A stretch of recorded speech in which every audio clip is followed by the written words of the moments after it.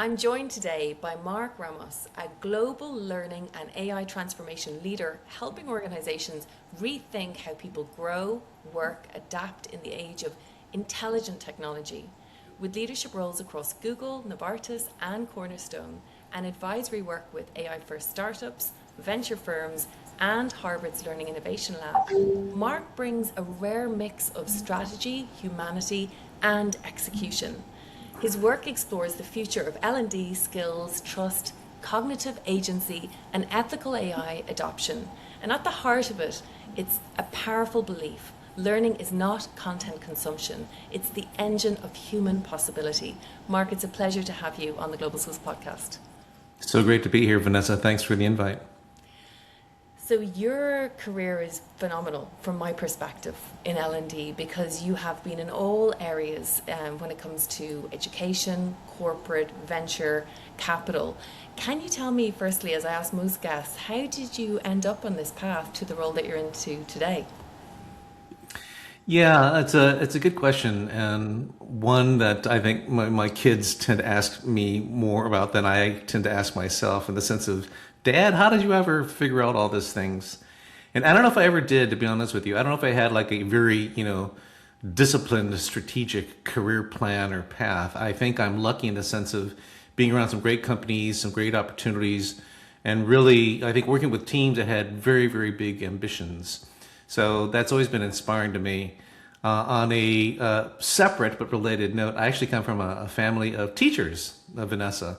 So my mom, my sister, and my brother were all teachers in the K-12 side, as they say here in the U.S. So it was always interesting in the sense of every time we had dinner together, the dinner discussion was always around, schools and kids and not having enough money and who's going to buy the pencils for the third grade English class and all this other stuff. So I'm only bringing that up in the sense of I heard that on a daily basis. I felt the frustrations, and I had a lot of empathy for my brother, my sister, my mom. But I always knew at the end there's got to be a better way. There's got to be a better way to educate kids and then educate adults outside of just four brick and mortar walls. So I guess that's been kind of the core to my DNA from a teaching perspective, is always trying to think about innovative approaches to still help humans be the best possible humans that they can possibly be, whether it's in a corporate setting or an academic setting or other settings. I think that's really interesting you say about that young exposure, because you don't realize the impact to the cognitive or the subconscious hearing those conversations. And did you not feel compelled to also go through that same educational career pathway?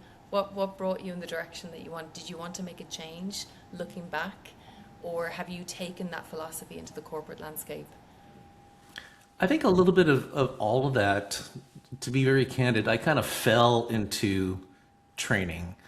By that I mean I grew up in California and I wanted to be a cool kid in my teens. And all the cool kids, were working at all the cool discos and restaurants and whatever. And so I just wanted to hang out and be as cool and ideally as hip as all these other folks. So I ended up working in restaurants where it was pretty, white linen, nice restaurants where all the quote unquote hip, cool kids worked. And I just had a knack for, I think, helping new folks get up to speed in terms of onboarding new employees. And then I got into these functional domains, at least from a restaurant perspective, of, helping to train folks on how to, shuck oysters if I worked in a seafood restaurant, or how to make, really, really good martinis if I was helping to build the bartenders' training paths and training guides and so forth. And then one thing led to another, where I was lucky to work for a restaurant chain that went public. And so when I was very young, I actually ended up being the training manager where I had no idea what the heck I was doing. Yet I opened up 36 different restaurants across the US. So this was just a really good indoctrination, and that's where I kind of found my calling, for lack of better words. And then from restaurant training, I went into retail training, both on the store side as well as on the distribution center side, and then eventually into technology. And you are like many of the leaders that we have on, where you find your feet eventually. You follow instinct, you say yes to many opportunities. But do you think that philosophy still applies to today with young people graduating? And, do they have the same type of opportunities? And if they just say yes, will they be okay? Ooh, I think in general, young people today, but particularly folks obviously coming out of university, there's just a lot of statistics related to, not as many entry level jobs as there were, 2, 3 years ago. And we can talk about AI as well, but the point is, I think it's a lot tougher for younger kids, for younger adults to actually get into XYZ field or domain, whether it's, L&D, or whether it's cooking, or whether it's, being a financial analyst or whatever it might be, let alone a young leader. I think there's just a lot of distractions, unfortunately. I think there's also just a lot of, I guess, for lack of better words, kind of operational financial pains for a lot of folks.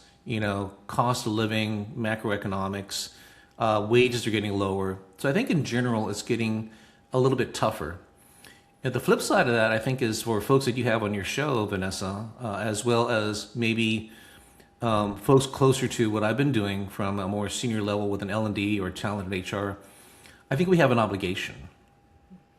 I think we have a duty to yes, help sustain the vocation of what we do by helping to develop awesome humans, but also, make sure that vocation has a wide enough entry point for as many young adults as possible globally to still enter this field, this domain. So I think it is tougher.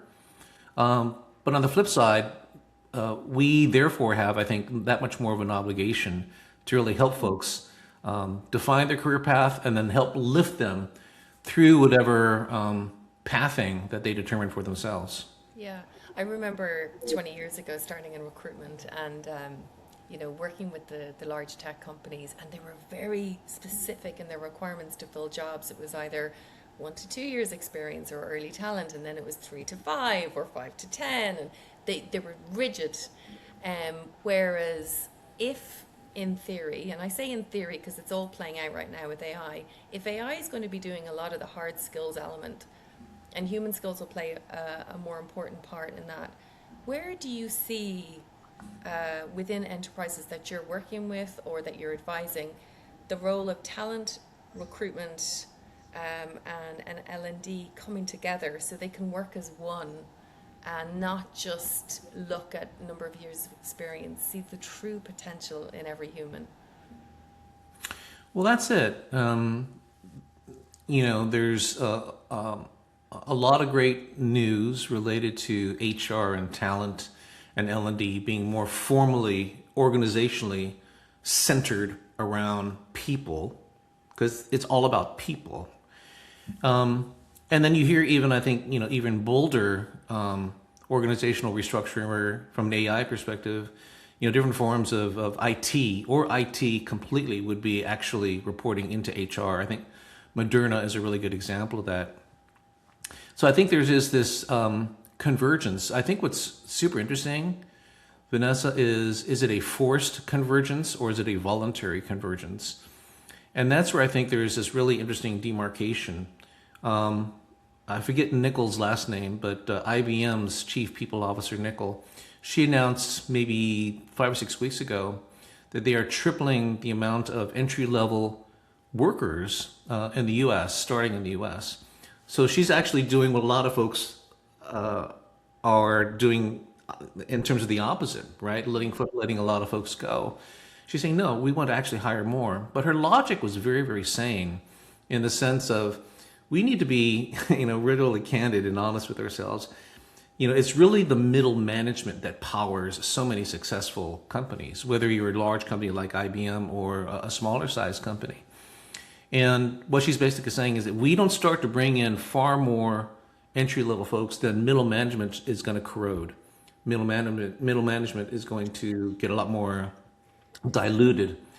And I think that is just so spot on. The other thing she said was, and by the way, half the people that we're bringing on board We're not exactly sure what role they're ultimately going to be gonna have, but we want to make sure that we are prepared and we have a higher sense of not only responsibility but readiness for our people. Getting back to your core point about people, about making sure that we're really, really looking at as many levers to support a worker or a human or a neighbor's, capability for whatever purpose that they're defining in their life. So I think it is a very, very broad mission of those components: HR, talent, L&D, and all the other components that are people related. And to see this convergence, I think is just really, really wonderful. I remember when we spoke originally, we were looking at the landscape of skills intelligence because you come from that world and how the progress has been quite piecemeal. But as part of the convergence, we really need to evolve into skills ontology land. And for me, what's become apparent more recently in these last few weeks, attended Learning Live, Learning Technologies. It's like what you said there a moment ago. We don't know what the roles are going to be in 3 to 5 years. But as companies, we should know the transferable skills as soon as we have clarity on what those jobs or tasks, because they might not be jobs anymore, will be. So what are your thoughts around transferable skills and how they're currently being tracked and developed in companies? Let me ask you, what is your definition, Vanessa, of a transferable skill? Or maybe give me an example. Okay. I'll give you an example that's not in a corporate because it always stands out in my mind as a definition. There was an engineering role that was to be filled by a company that could not find the talent. They couldn't afford the budget, so there was a fixed budget and there was a war for talent. And they needed someone who was quite layered in their thinking, that had the ability to be systematic in their thinking. And what they actually did was they understood that within the geography curriculum, when you're teaching about the formation of rocks, it requires basic system thinking. And they identified a graduate who was top of the class in terms of their theory performance, but their human skills were exceptional.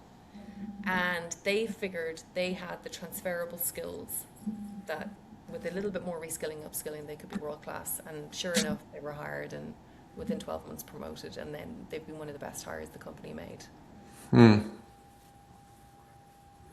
I love that example.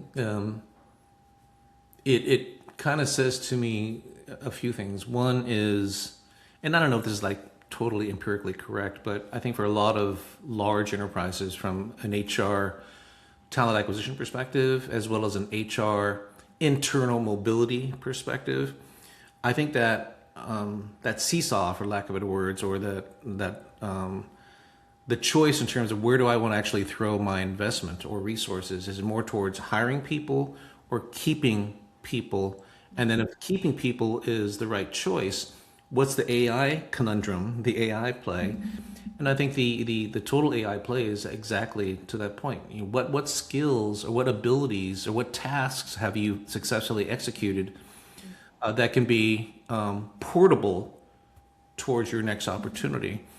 And I think what's really fascinating when you look at portability and all the different learning systems right now that are really focusing on internal mobility, identifying the right skills you have, identifying the implied or inferred skills that you don't even know that you might even have, et cetera, and then finding the right corollary in terms of you're a salesperson, you actually have 50% of the skills of an entry-level digital marketeer. I'm just making this up. Oftentimes you're just not aware of that. And I think there's a really, really big, important, I guess, responsibility from an HR or talent perspective is to help folks identify their secret strengths. Because oftentimes we're not, as human beings, I'm definitely pointing at myself, we're not fully assured or have that type of assurance internally to know where our strengths truly are. Right? On some point, you might think, oh, yeah, I'm really, really good at this. But in reality, your peers think otherwise. But it could be the opposite, too, where your peers think you are absolutely so much more creative than you think, or whatever it might be. So to really call that out, I think is very, very important. Then you have like the systems and technology play. I think what's also fascinating from an AI perspective, Vanessa, is can AI identify other things that you have been successful at that you have not seen, because AI has this thing ideally called, portable data, whether it's model context protocol or A2A, agent. So it's able to see, how you are constructed as a worker within the enterprise in domains that you might not be aware of, and to identify those hidden strengths, and then to unleash those strengths, or at least your knowledge, whether or not you want to be, a digital marketeer.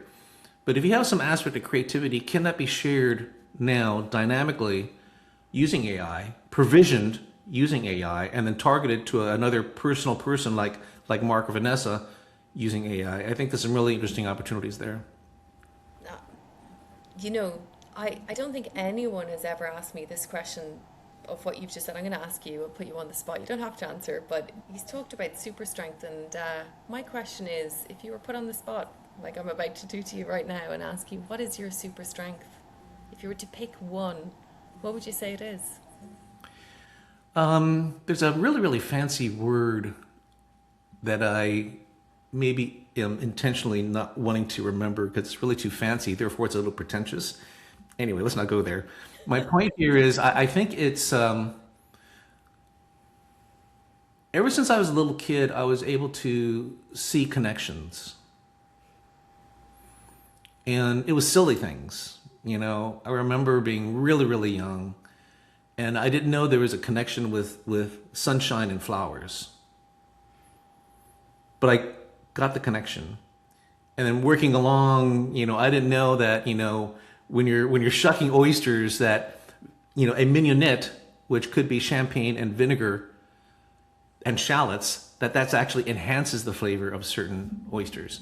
I never got that, but then again, I kind of put together the connection. And then later on in corporate life, seeing connections, seeing patterns, seeing trends is something that I think I'm just good at. I don't know if I'm an expert, but I can basically see, I think, good connections related to whether it's formal instructional design and what's the right type of connection to this type of learner, or if, these type of tools that are able to actually provide, better, faster content provisioning or production, whether or not they even make sense. Because sometimes there's nothing better than, I think it's so acute for humans now related to AI, sometimes there's nothing better than just kind of sitting down quietly with a paper and pen or pencil and just crafting out what you think is a really good idea. Because I think that type of cognitive challenge, it's dissipating, unfortunately. And sometimes old school measures like connecting, pencil with paper still has a lot of value. Well, I think it actually flows straight from the cognitive and even the subconscious that, when you've a pencil there, you don't even logically think necessarily of what's coming out. If you're really in a state where the brain waves are slower and, you're not distracted. And you are right. I mean, one of the things that comes up again and again that I'm hearing when we're speaking to companies is even if they put the best personalized skills process in place and internal talent mobility and they enable the C-suite to see skill supply and demand or learning supply and demand, they're not creating the space for people to learn. They're not valuing it enough. And actually I had an educator on the show recently, and he talked about the brain is different when you're in university. You go to university to learn, you go to the workplace to work, but you're expected to learn with very limited time. What do you think industry can do or companies can do to create more space for actual investment in reskilling and upskilling? Yeah, great question. I think just from a very operational perspective, make sure that there is some sort of governance protecting the learner's ability to learn or develop or grow. But the protection shouldn't come from the corporate governance policy. It should come from the individual's manager. Yeah. So I think that's from an operational perspective, managers need to protect and guard their team's ability to learn, to grow, to prosper, to share, to teach, which I think is very, very important. I think that's one kind of operational aspect. The other kind of operational aspect is how are we kind of tracking and measuring the amount of not just consumption, but the amount of provisioning back what you learned. When I was at Novartis, similar to many, many large companies, a big focus was around, consumption of learning in the form of hours or whatever it might be.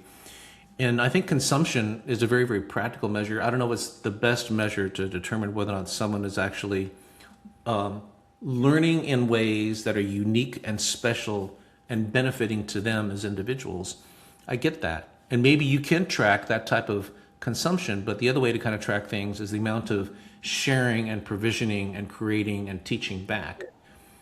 Because that's another kind of guardrail where if leadership says that, what's more valuable to the future of the company, the consumption of learning hours or the contributing of shared hours that the individual is sharing or maybe teaching with others. On a side note, one of the programs that I helped lead at Google was a program called Googler to Googler, or G to G.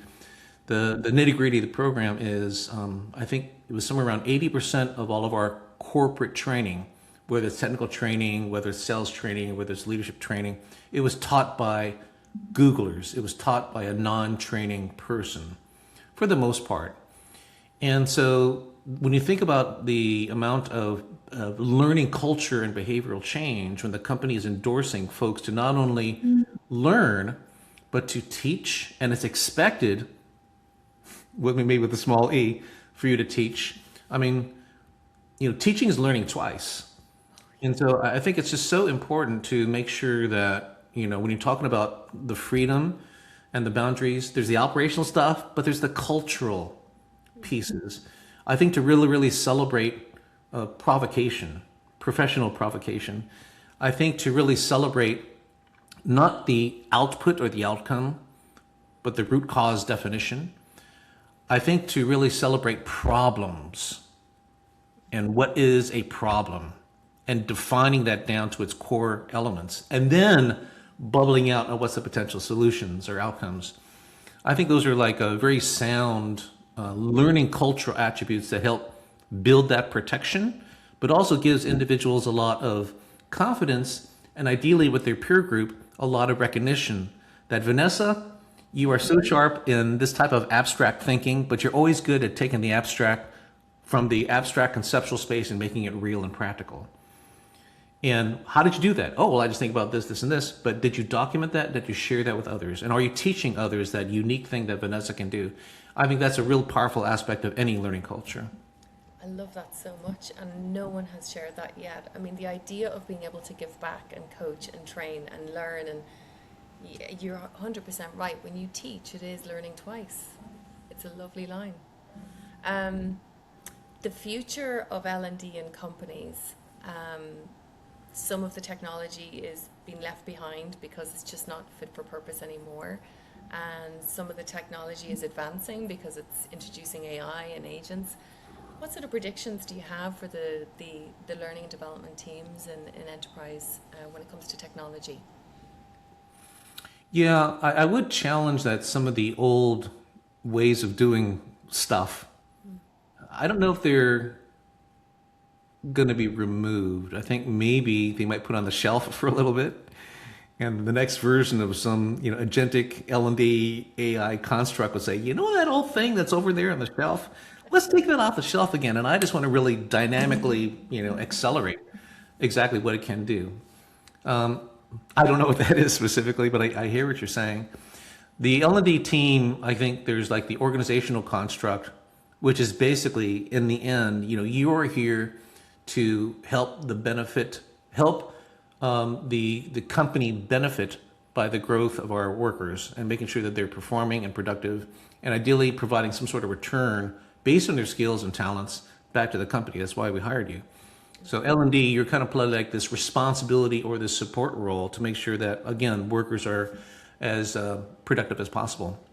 I think that tenet or that aspiration or that challenge, that's probably always going to be there. What's really interesting now is the how, to your point, related to some tools or approaches might be a little old school. Some are like brand new, hip, new school, but we're not exactly sure yet. And then there's stuff in the middle. What's really interesting to me is there's this whole discussion this is a little bit of a side note related to, AI taking a whole bunch of L&D jobs and roles. I'm more than glass half filled that that's not going to be the case. I'm more than 2/3, 3/4 of the glass filled that more L&D jobs are going to be created than are going to be let go. But are these more L&D jobs the same as traditional roles? And that's where I think things are really, really, really going to get interesting and different. This whole aspect of, L&D not ever having a seat at the table, it just really kind of bugs the heck out of me. And it bugs the heck out of me because in a lot of realistic opportunities, because of resources and budget, there's just not enough L&D people to perform and build, awesome productive workers. But with AI actually now taking a little bit more of those tactical roles, right? Stuff that we can be automated. I get it. Does that mean that individual is let go? No, that's where the importance of tasks and understanding the everyday 24 tasks that Vanessa and Mark and John and Jimmy and Jane do, actually at the task level, half of those 12 can be automated. So does that mean you remove the role? No, what it basically means is you've now freed up half of that time. I'm just being kind of making this up to a certain degree for that person to take on roles that are going to benefit the business where we were not resourced or budgeted enough to do that in the past.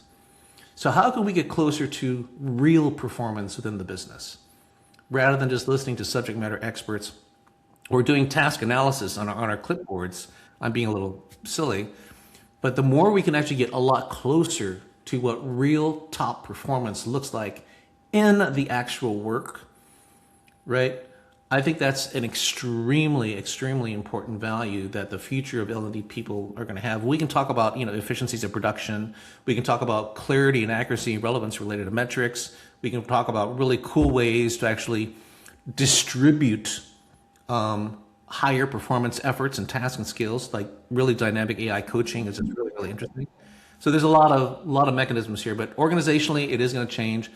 Let's stop thinking about the role level, more the task level, and then think about the gaps that have been pervasively preventing L&D people to be a lot closer to the business and the actual key top performance that isn't documented and then isn't fed back into the system fast enough.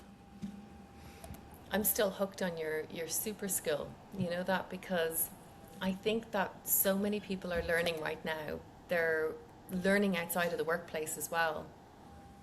And if companies don't have true visibility on the suite of skills they have, and when you talk about, I guess, harmonizing their role, that it's additional tasks, maybe in a new domain, or creating think tanks in the organization that are not just C-suite, but across the business, do you wonder if companies gave more agency to each level within the organization, that it could be transformational if they were more involved in where the business was going?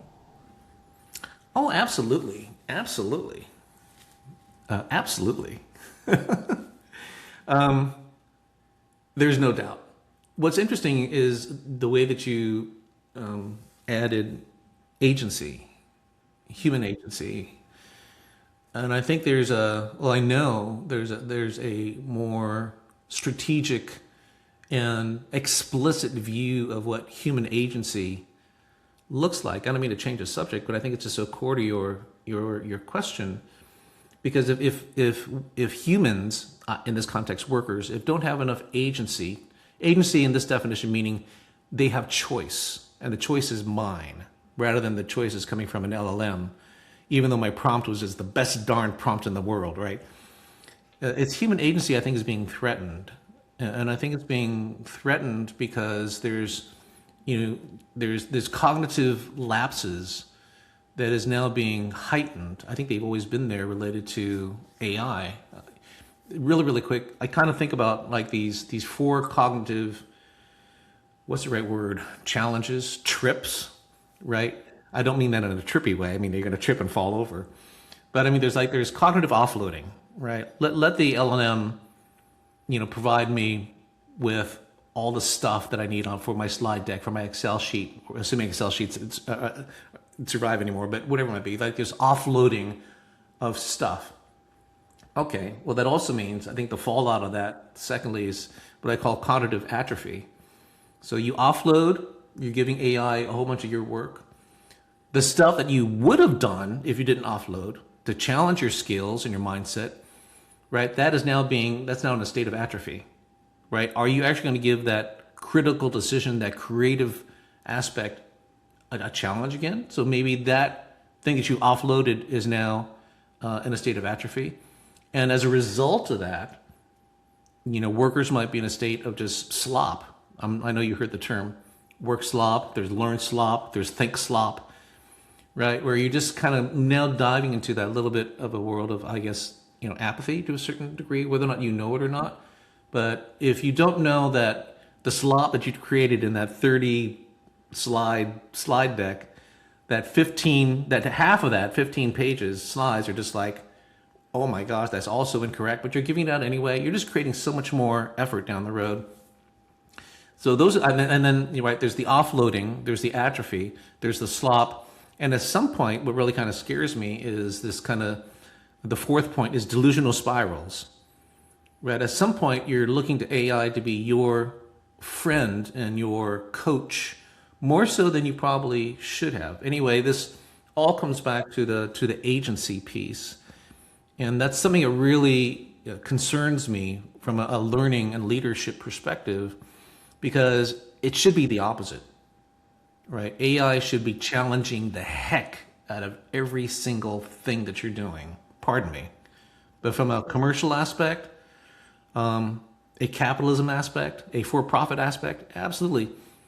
But true growth does not come without a little bit of challenge and a little bit of questioning, a little bit of pain. And there's Socratic methods related to agents asking smart, challenging questions. I get it, but I think we need to push things even further, especially if they're embedded, and challenging the actual work that you do on a daily basis. And that should be done now before it's too late.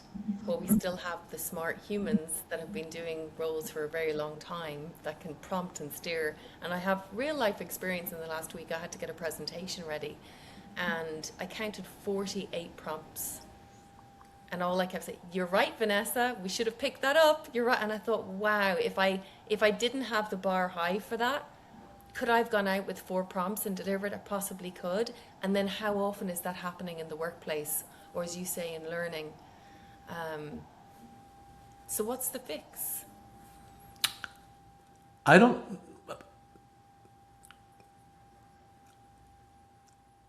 know, even though my glass is 3/4 filled, Vanessa. I don't know if there is a fix, but I don't see that as potentially a big negative. Getting back to, I think, really strong learning cultures need to fall in love with the problem. And I think if we recognize that there's not a good fix, that's not a bad thing. It means that we clearly understand that there's a problem.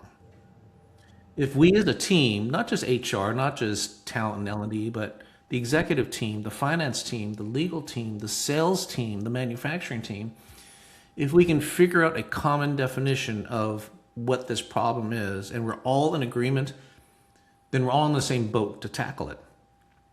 That's a little bit of an abstraction, but I think there's something real there. If we all have a clarity related to what this problem is, ideally together, not as a single HR domain or function or what have you, together we can figure this out. So I don't see that as a problem per se. I think as long as everybody's clear that there is one, everyone's clear on what the definition of it, then everyone is clear that we all have a collective responsibility to figure it out, with the absolute notion, because AI is changing every minute, every hour, that if our solution only takes us 80% there, you know what? Today's Tuesday, June the 2nd. That's okay. Let's get together on the next July the 2nd or whatever and just say, okay, what do we know that's different? And what do we know that is accurate? And what do we know that we now can take action on because we have some sort of consistency or cadence that's proving some sort of benefit? We have a closing tradition to the episode where I ask 2 questions. You can answer one or both. It's your call. First question is, have you a skill that you used when you're younger that you don't use anymore and you'd like to, and what is it? And then the second one is, I think for people that are hearing you today, you've so beautifully articulated what companies should do, but as an individual, what's your advice when it comes to learning? Okay, so the first one, what skill or chunk of talent that I had as a kid that I'm not really affording or using today, was that right? Yeah.